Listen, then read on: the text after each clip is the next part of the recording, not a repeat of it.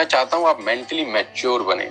और मेंटली आप मैच्योर बनेंगे खाली ऐसा बोल के कि मैं हूं उस, नहीं नहीं नहीं, आपके बोलने से आप मेंटली मैच्योर नहीं बनते, ये इल्यूजन है। आप मेंटली मैच्योर तब बनते हैं जब आप छोटे छोटे गोल अचीव करते हैं, छोटे छोटे टारगेट हिट करते हैं। मैं हमेशा से एक उदाहरण देता आया हूं बचपन से। जब मैं नेटवर्क मार्केटिंग आया तो मैं जिस पहली कंपनी में था, मनाली का एक छोटा सा टारगेट था। कंपनी ने मुझे बोला आप इतना बिजनेस डालेंगे तो हम आपको मनाली भेजेंगे। 3-4 हजार रुपए का टोटल टारगेट था, आज से 18-20 साल पहले। तो मैं इतना एक्साइटेड था उस टारगेट को लेकर। तो सब मुझे बोलते थे पागल आदमी, इतनी मेहनत करने की क्या जरूरत है, ले 3,000 रुपए देके तो मनाली चले जाएंगे। तो मैंने उनको बोला यार ये 3,000 रुपए की बात नहीं है, ये एक चैलेंज है यार।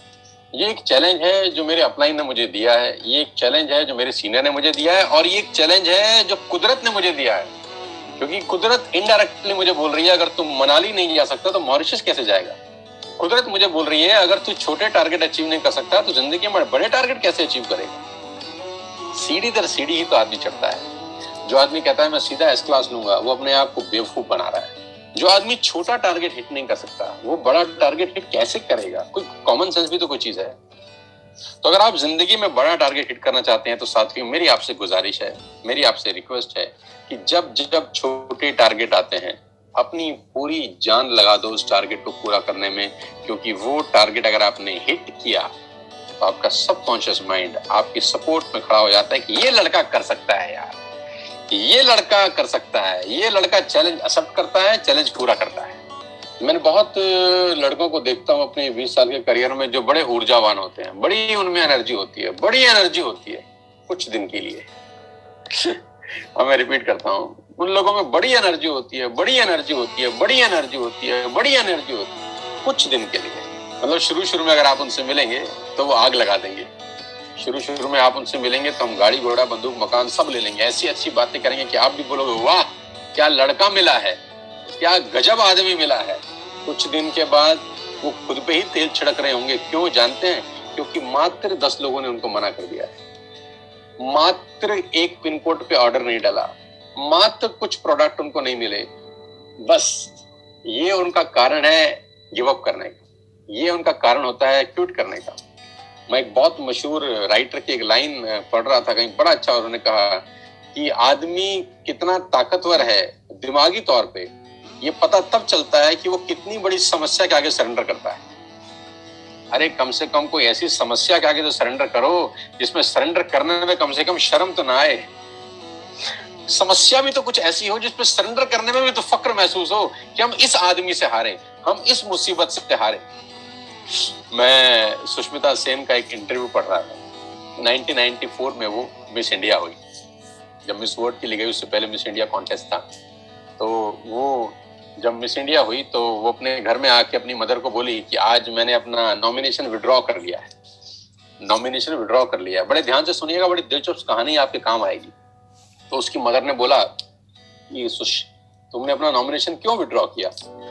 तो वो कह रही है मैंने नहीं विड्रॉ किया, 25 और लड़कियों ने विड्रॉ किया है। उसकी माँ ने बोला ऐसा क्या हुआ कि तुम 25 लड़कियों ने अपना नॉमिनेशन विड्रॉ कर लिया जिसके लिए तुम बड़ी तैयारी कर रही थी?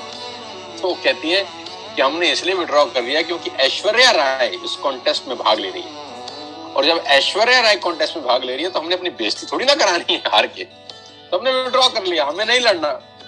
तो सुष्मिता सेन की माँ ने जो जवाब दिया ना, वो जवाब मैं आपको देता हूँ कि विड्रॉ करने से अच्छा है ऐश्वर्या राय से हार जाना। कम से कम डिग्निटी के साथ प्राउडली बोल तो सकोगे कि ऐश्वर्या राय से हार के आई। कहती है कि मैंने नॉमिनेशन दोबारा भरा, रिक्वेस्ट करी कि मेरे को दोबारा ले लिया जाए, और कहती है फिर मैं जीत गई। कहती है हारती भी सही तो मेरी माँ कहती है कम से कम किसी ऐसे से तो हार कि हार बताने में भी तेरे को फक्र महसूस हो, ऐसे भाग मत। कहती है मेरी माँ की उस लाइन ने मेरी जिंदगी बदल दी। तो मैं आपको भी ये बात बोलता हूँ, विड्रॉ कर लो यार, लेकिन विड्रॉ करने का कोई ऐसा कारण तो लाओ कि जब किसी को बताओ तो वो तुम पे फक्र तो करे। कम से कम पिन कोड बंद था तो हमने विड्रॉ कर लिया, हमारा सीनियर ने सपोर्ट नहीं किया तो हमने विड्रॉ कर लिया, 4 लोगों ने मना कर दिया तो हमने विड्रॉ कर लिया, हम क्विट हो गए। अरे यार नहीं, मजा नहीं आएगा यार, आने वाली जनरेशन मजाक उड़ाएंगी किस चीज के लिए छोड़ दिया था। Don't quit at all. Above all मैं बोलना चाहता हूँ डोंट क्विट एट ऑल। जितनी बड़ी मुसीबतें आए कभी छोड़ना मत। छोड़ने से पहले हमेशा ये सोचना कि शुरू क्यों किया था, जब भी छोड़ने का मन करे तो हमेशा ये सोचना कि शुरू क्यों किया था। शुरू करने के पीछे कोई कारण रहा होगा ना आपके दिमाग में। आपने जब शुरू किया था तो कोई ना कोई कारण आपके दिमाग में रहा होगा, तो ही आपने शुरू किया होगा। वो कारण दोबारा सोचिएगा क्यों शुरू किया था। वो कारण जब दोबारा याद आ जाएगा तो कभी छोड़ोगे नहीं, कभी छोड़ने का मन भी नहीं करेगा, फिर लग जाओगे उसी काम में। और मैं फिर कह रहा हूं, जिंदगी बदलना आसान होता तो सब बदल लेते, इतना आसान नहीं होता यार। मर्सिडीज चलाना आसान होता तो सबके आंगन में खड़ी होती ना यार, सबके आंगन में तो नहीं खड़ी ना, क्योंकि आसान नहीं है, हर दिन खुद से लड़ाई है।